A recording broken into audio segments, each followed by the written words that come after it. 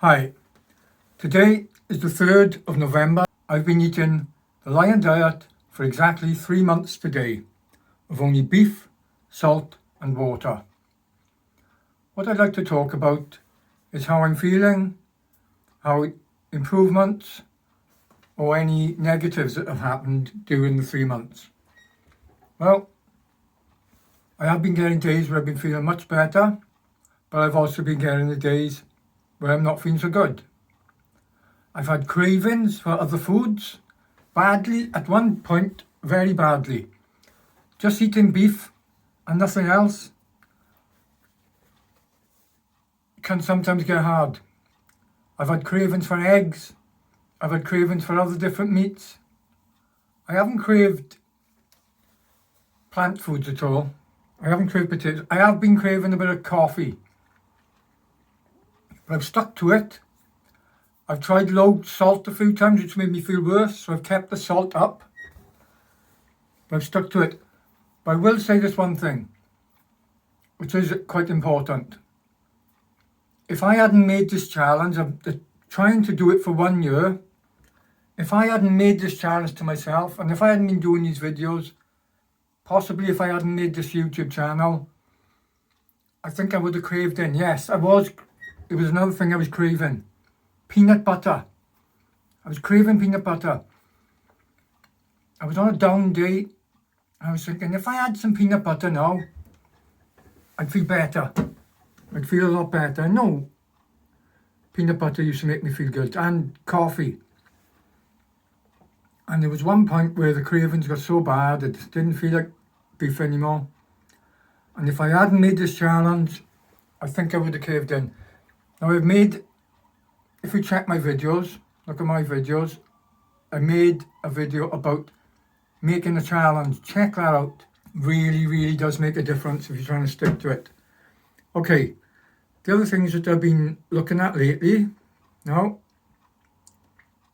my blood glucose,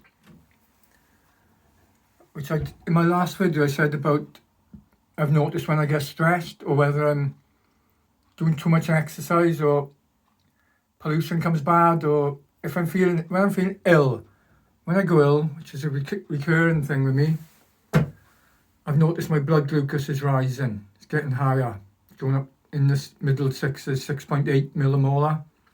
If you're sitting down too long, I will get really stiff and achy and feel ill. Moving helps. Walking is one of the greatest exercises to give your lymphatic system a workout, because your lymphatic system isn't like the blood. The blood has the heart to pump it, so if you're sitting down for a long time, the heart is still working, pumping the blood.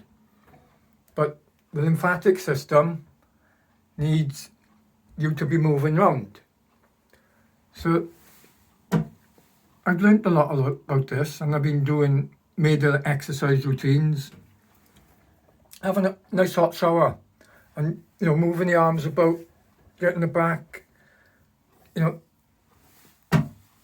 it's a good little workout. It warms up the body. It definitely gets the lymphatic system going good. And then just standing up and doing exercise in front of the mirror, stretching exercises, it all helps. Just raising the arms above the head, the two arms up and down and to the side, and swinging arms, different things like that.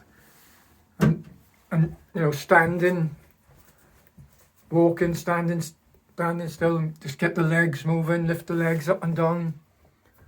Lymphatic system, right? So now the more I'm looking into keeping the blood glucose low, I found something interesting out. And that is that it's the same, it works the same as the lymphatic system. If after you've had a big meal, you just sit down straight afterwards and do nothing, your blood glucose could go quite high and could spike. Now they reckon to reduce the blood glucose after eating a meal, go for a walk or do some light activity, some light exercising. Like I just showed you, a little routine. You can find loads of them on the video, like little exercise routine, Just search them on YouTube and you have girls jumping and bouncing about. All them little exercises, depending how fit you are, if you can bounce up and down and do squats and whatever, and really good for you. And if you can do it like after eating, which people on plant-based diets, they get so stuffed after eating, it's not such a good idea for them probably. So they got a double bad thing going on. But with the carnivore diet, especially just meat, you can do exercising straight after eating. Doesn't seem to affect you. You don't get this bloated stomach feeling and tiredness feeling. So I did a video the other day when I mentioned I did my blood glucose. It was 5.1 millimolar. I went for a walk, short walk. During the walk, and I measured my blood glucose. It went down to 4.9. So this is corresponding to what I'm reading. Exercising lowers the blood glucose. Now then, I have been pretty addicted to exercising all my life. I'm 58 now, and well, all my life I've always been into it. And I've been mad on cycling, mad on swimming, mad on running, mad on weight training. Started weight training at 15. But I got back into cycle racing when I was like 48, and I did a good little few years of that. But the wrong diets, vegan, fruitarian, and low fats and stuff, and I lost all my muscle. So what I'm interested now, my latest research, is building back, how to build back muscle up, because losing the muscle, I became ill. And now I'm reading about building back muscle, because that is one of the healthiest things you can do to live a longer life for your health span. You have a lifespan, where that's how long you can live, and a health span. Now, lifespan nowadays has gone up, but the cases of people having a very unhealthy last number of years, where they become immobile, in pain, they got all diseases, that's different to health span. Health span means you can be healthy till your final days, and health span corresponds to lifespan, so you can still live longer and have a good health span if you do the correct things. And maintaining healthy muscle mass, strength, is a big thing that correlates to it. Also, having a good VO2 max is a good thing. So I'm researching this, looking at videos and everything. Now I'm suffering this fatigue, anxiety and fatigue, and I've tried to do weights a few times, and I've got this terrible bad shoulder, bad back and everything, and I've just struggled to do weights again. But I've been using just a bar. Like, always started off, if I've gone back into weights and I haven't done it for a while, I just start with a bar, with lightweight. But the bar I have is 10 kilograms. So anyway, I thought to myself, I'll get a little weight set. And it's a plastic bars, not made of metal, so they really light. Plastic lock nuts. And then I bought 0.5 kilogram metal weights. So I put just a kilogram on each bar. It's a nothing weight. It's a kilogram and a half weight, the weight of each bar. And I've just been doing light weights, press above the neck, curls, shoulder shrugs, dips where I go kneel on the floor and do dip things, I don't know what they're called, but just doing a few bench press. My brother got bench, just using light weights for that. Really stupidly light weights, embarrassingly light weights, but they're so easy. I've been doing like 30 reps of each, and I've lost my strength, but it is embarrassing to when you lose strength and stuff, but it's been helping my shoulder a bit. It's still aching, but I managed to do it. But I've noticed it's been making me feel good doing it. So you've got to start somewhere. I'm starting with light weights.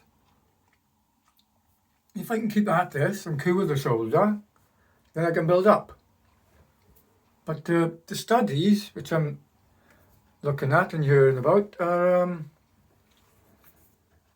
cardio compared to weight training to build back testosterone. So testosterone's also coming into it. All these different things are coming into it. Weight training reduces blood glucose. So I've noticed my blood glucose coming down a bit with these little exercise routines I'm doing. I tried doing a 20-minute cycle ride and I'm exhausted, I'm not good at it, but my blood glucose come down dramatic. Unbelievable. 20-minute cycle ride. It went down to 4.5 millimolar. Now that is a big thing. But the thing is, when you want to build muscle, this light weights I'm doing, they will still have an effect. They reckon there used to be like 1 to 3 reps will really build the muscle up. 6 reps minimum, maximum or whatever. That's the way it used to be. But now the research is changing. They've gone up to 12 reps. Now there's some people saying that anything from 1 to 30 reps will still build muscle. And there's people who are training, when you do lightweight training, high reps, light weights, so you're doing high reps, you don't get so tired. And if you do short little training routines, like 10, 15 minutes, 20 minutes, and if you do them light enough, yes, your muscles are getting a little workout. They get a workout even if you didn't have any weights and you just went with both arms up and down for 100 reps or whatever, you'd start to get a burn. So with just a little weight, if you don't overdo it, you can manage to do every day or 6 days a week. I've also been trying to do some squats. Now, every time I try to do too much, that tiredness feeling, the fatigue comes on me again. So it's best to start really easy. Really easy is good. You've got to change your mindset. The mindset, especially me being brought up, I was born in the 60s, so by the time I'm a teenager, it's all this, you have to go to failure, you have to really go for it. If you're training, you have to feel really knackered out at the end. A good training session, if you don't come out feeling really, really exhausted, you haven't done well. Now that's not good for a long life. The people who are living the longest, they're not overdoing it. I don't think hardly any of them are like heavy manual labour people where they're exhausted all the time. Many people who live till over 100 are still capable of going for a 2-mile walk every day. Easy walking's good for you. Right? Now, what they say about cardio compared to weight training, cardio, when you get into running and cycling, the muscles are being trained to lose muscle because the body wants to perform what it's being trained to do better, and for the body to adapt to become better at running or cycling, it's better for it to lose some muscle. So with cardio, you've got to watch what you do. if you're doing excessive cardio too much, it can reduce your muscle mass. Plus, not only does it reduce the muscle mass, but risk of developing heart problems grow the more cardio you do. It's been shown now that people who are doing excessive cardio are getting heart arrhythmias and stuff. So, because testosterone with cardio, now the results are showing, research, cardio reduces testosterone. So, weight training seems to be a more healthy activity to do. If you're doing weight training, you're going to increase your testosterone. Even, like I said, the little high rep weight trainings are still going to increase your testosterone levels. Now, there's ways you can do it throughout the day. Like I say, you can train after meals. You don't even have to do one session. You could do two. You could do one in the morning, one in the evening, 10 minutes at a time, light weights. The actual activity of doing good form with the weights, dumbbell weight training, curls and everything, good form, lift them up properly, back straight. It's a lot easier to do with light weights, so you can build your form up, and if you stick at it every month or whatever, you'll increase your weight. With that weight, now a little bit heavier weight, will feel exactly the same as the light weight you started with.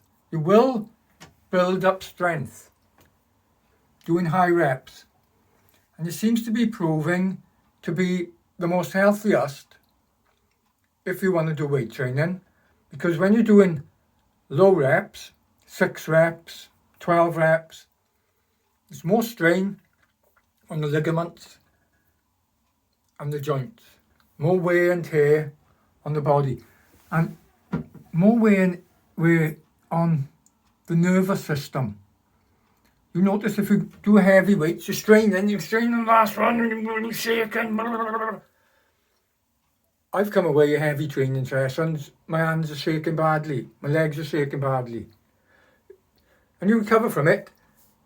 And when you're young, I think when your testosterone's high, it's great to be doing stuff like that.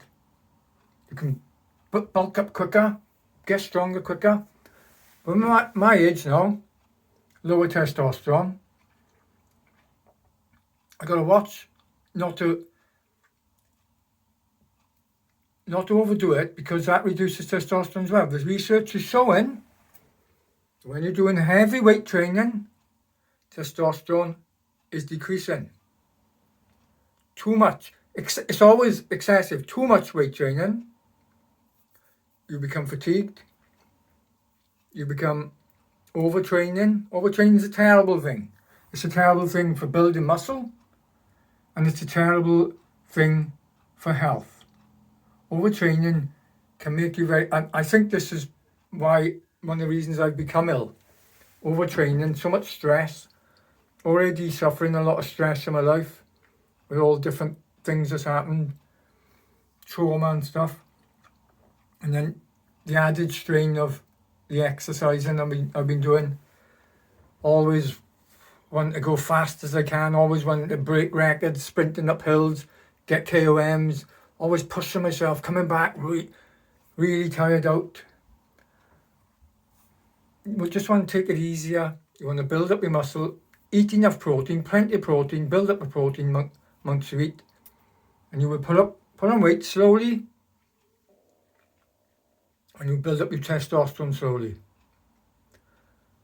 So everything fits what I've been talking about. Lymphatic system, the lowering of the blood glucose, the raising of the testosterone. If you're a girl, you're going to all your hormones with weight training will come good.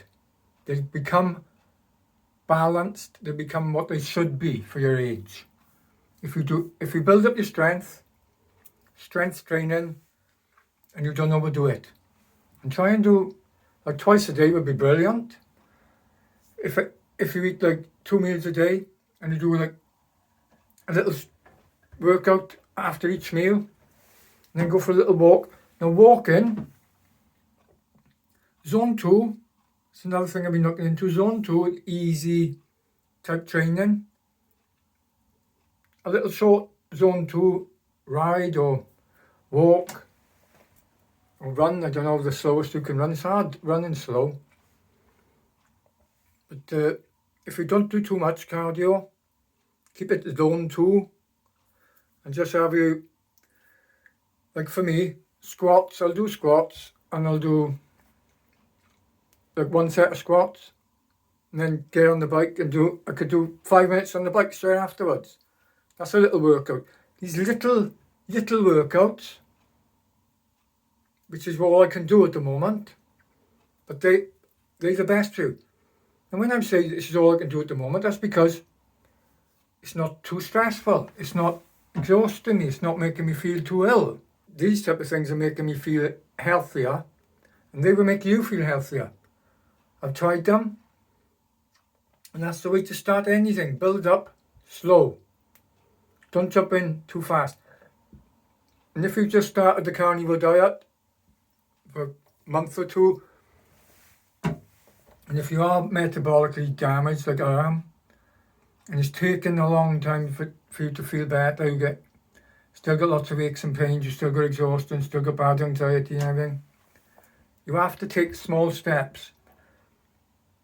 It's hard to transition from the sad diet, plant foods and everything, into carnivore and automatically feel great, especially if you're metabolically damaged. It can take time to adapt. So just go at everything slowly, take it easy, and you will eventually get there. And like I said, make a challenge. Check my make a challenge video because that will help enormous. It definitely helped me. It's made me stick to it. And I'm getting down days. I'm getting really down days. It's not plain sailing. I don't think anyone on the carnivore diet or any diet have days where they're feeling brilliant. No, are feeling brilliant all the time. They don't feel brilliant. Nobody feels brilliant all the time, whatever diet, because things can happen in life. You can get arguments with people. A stressful event can happen. Loads of things can change your hormones. Stress produces the cortisol, and it produces the anxiety. It produces adrenaline as well as cortisol, and that interferes with all your other good hormones. You're flooded with the wrong hormones. It can reduce testosterone. It can raise blood glucose. So it doesn't matter if you're on the best diet in the world. If you're suffering stress, these hormones are being produced by your body. If you're in a toxic relationship, you can be ill. No matter what diet you're on, you'll still be ill. So you've got to work out how to reduce your stress and how to exercise easy, because heavy weight training, hard cardio, stress, very stressful for you and your nervous system. Easy exercise for health, live longer, get a healthier health span. The other thing, last thing I'm thinking, it was a video I saw about, you see people in the gym and they hit the weights, they do the strength training, and then they'll go on the cardio machines, the running machines, the cycling, the elliptical trainers. What is best first? They've done research. And the latest research says it's worse to do cardio first, followed by the strength training. It's better to do strength training first, then a little bit of cardio. So if you're determined to do cardio, I would get your strength training sorted first, then do a little bit of not too hard cardio, and that's the best way to increase your testosterone. So there we are. I hope there's some things of interest in it for you. That's me. 3 months lion diet, still staying with it, only ate beef, salt and water for 3 months exactly, and I'm still going. Thanks for watching. Give me a like, subscribe if you want, and give me a comment and I'll write back to you. Thanks a lot. Bye.